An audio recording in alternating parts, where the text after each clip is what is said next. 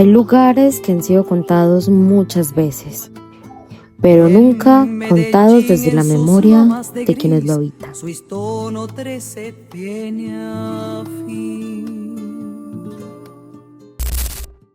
Normalmente lo que conocemos de historia o de territorios no siempre vienen de las personas que lo habitan. Toda realidad que conocemos o las historias que nos cuentan se basan a partir de relatos de personas externas o personas que dicen vivir o que vivieron cierta parte de la historia. Bueno, mi nombre es Natalia Ospina Giraldo, soy lideresa de la Comuna 13 desde hace 25 años. La memoria del conflicto urbano que tuvo la Comuna 13 data más o menos de la década de los 80, cuando nuestra comuna empezaron a llegar personas que venían de otras partes del país, desde la ruralidad, desplazadas por el tema de la guerrilla que estaba muy organizada en todas nuestras zonas selváticas o rurales, en el Urabá antioqueño, etcétera.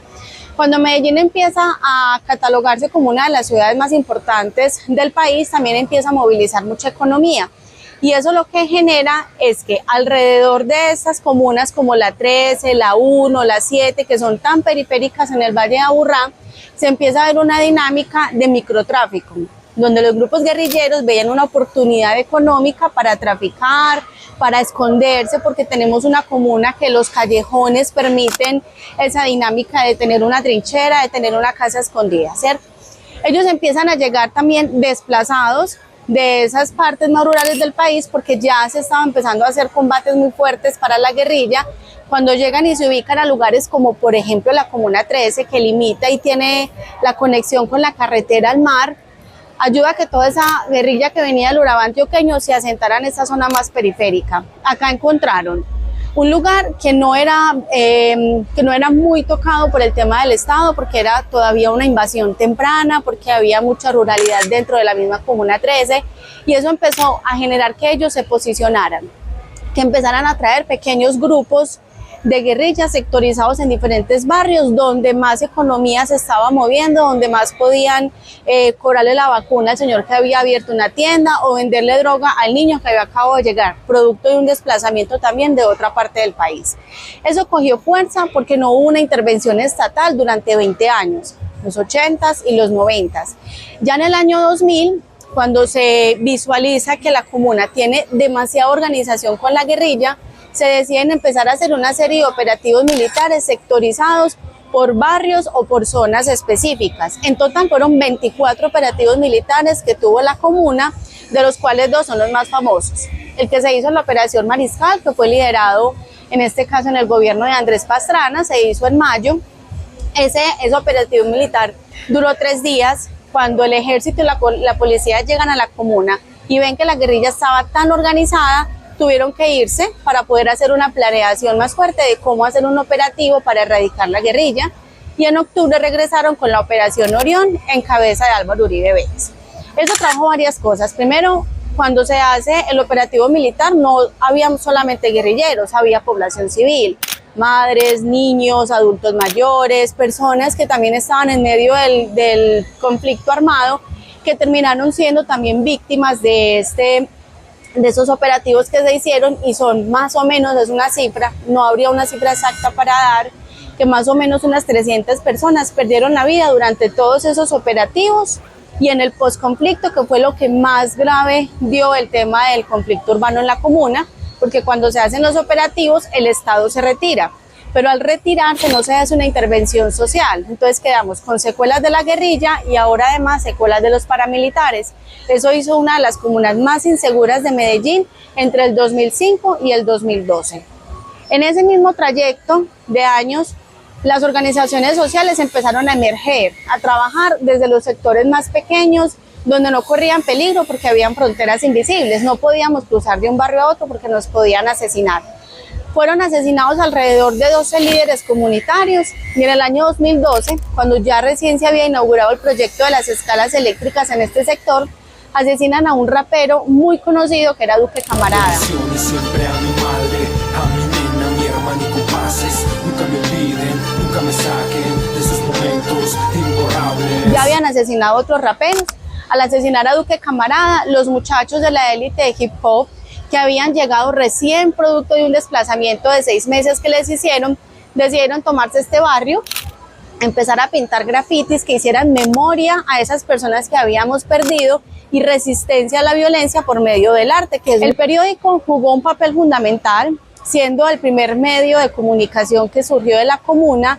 Ayudó a crear corporaciones sociales. Hoy por hoy son alrededor de 10 medios de comunicación que hay en el territorio, de los cuales por lo menos 7 salieron a partir de este periódico comunitario. Cuando tenemos un asunto de recordación de memoria, eso nos ayuda a que las generaciones continúen ese legado. Antes los chiquitos que teníamos de 6, 8 años, que apenas estaban empezando a conocer la historia de la comuna, la vivieron desde el voz a voz.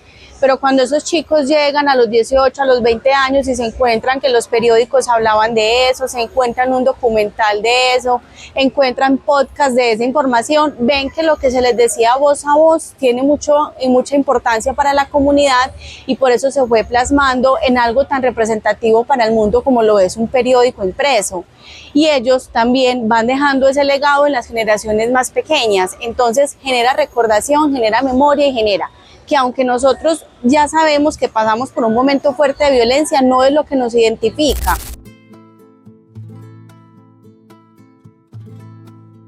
Desde las quebradas, los De lo que nos deja la historia, los titulares y los escritos. Llega la parabólica comunal a conectar a cientos de personas en la Comuna 13.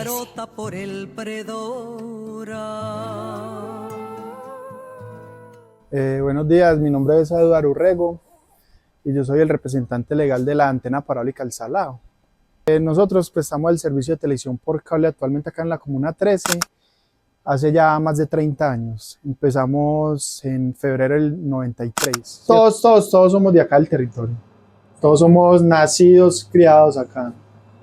Actualmente manejamos una parrilla de 61 canales, ¿cierto? Donde tenemos canales entre deportivos, culturales, nacionales, películas, infantiles. Acá siempre ha sido con recursos propios, con los aportes de los usuarios, es que hemos construido lo que tenemos actualmente, ¿cierto? Entre balas que silban, un pueblo clamó. La operación Orión, la herida que no cerró. Hola, yo soy Luis Fernando Avendaño, soy director de la Corporación por Producciones en la Comuna 13 y el Festival de Cine y Video Comuna 13 La Otra Historia. A ver, el festival lo que buscaba o nace precisamente por la necesidad de preservar, defender la memoria histórica en el territorio, y sobre todo lo que tiene que ver con la memoria del conflicto, ¿sí? Y es lo que hemos logrado, invertirnos en guardianes de la memoria en la Comuna 13. Estamos muy enfocados en el tema de la memoria del conflicto, en lo que tiene que ver con el tema de las víctimas. Creemos que hay que darle voz a las víctimas del conflicto, a las madres de los desaparecidos, a las madres y tanta gente que fue asesinada y desaparecida en la comuna, y eso es lo que buscamos a través de la ley.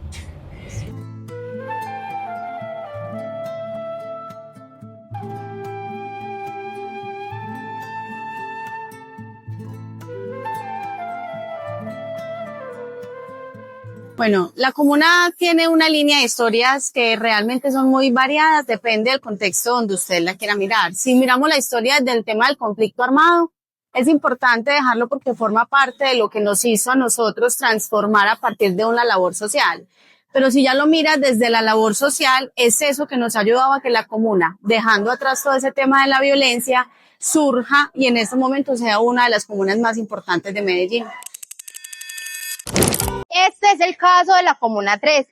Normalmente los relatos que conocemos sobre la comuna vienen de personas por fuera del territorio y muy pocos escuchados de las personas que viven y vivieron todo el contexto del conflicto dentro de la Comuna 13. Madres que lloran, hijos perdidos en vano. Un mural de memorias pintado con la mano. Pero pero el arte florece, la esperanza renace en el gris, por cada grafiti un nuevo país.